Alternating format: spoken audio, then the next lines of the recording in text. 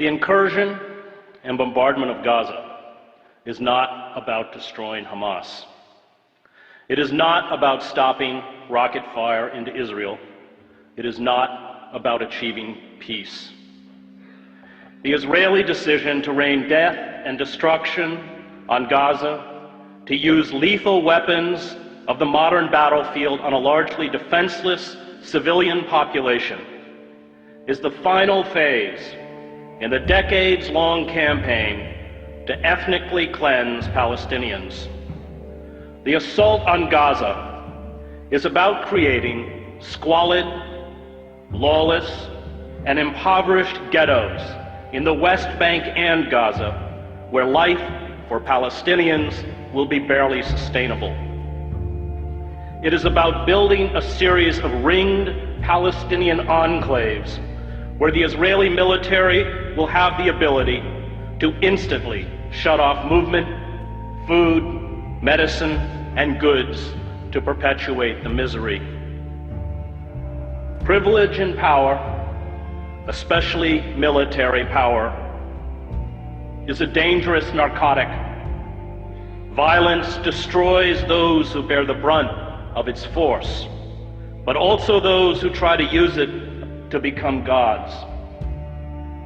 Israel uses sophisticated attack jets and naval vessels to bomb densely crowded refugee camps, schools, apartment blocks, mosques, and slums, to attack a population that has no air force, no air defense, no navy, no heavy weapons, no artillery units, no mechanized armor, no command and control, no army, and calls it a war.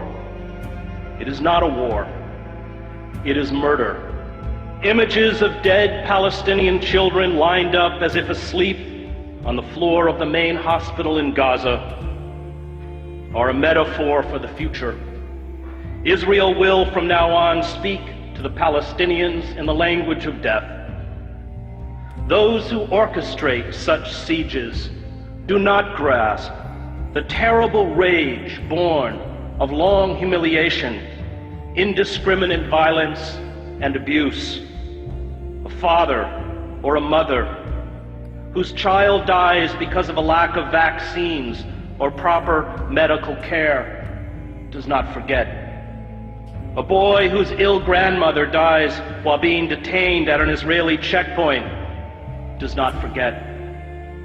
Families who carry the broken bodies of their children to hospitals do not forget. All who endure humiliation, abuse, and the murder of those they love do not forget.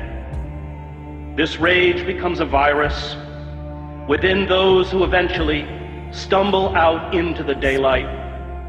Is it any wonder that 71% of children interviewed at a school in Gaza recently said they wanted to be a martyr?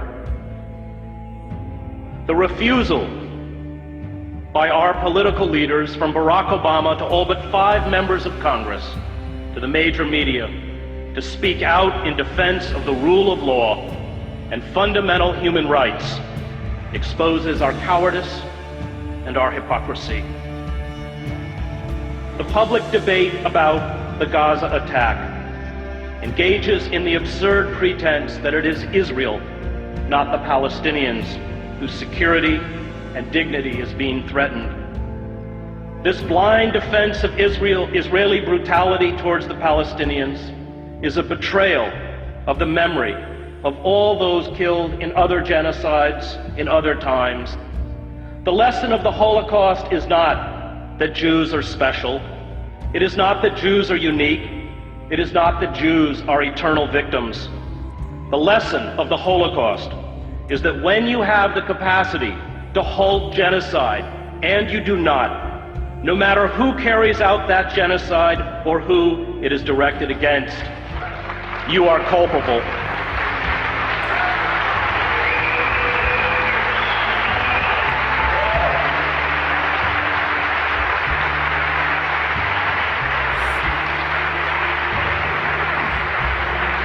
And we are very culpable The F-16 fighter jets, the Apache attack helicopters, the 250-pound smart GBU-39 bombs are all part of the $3 billion military aid we give to Israel.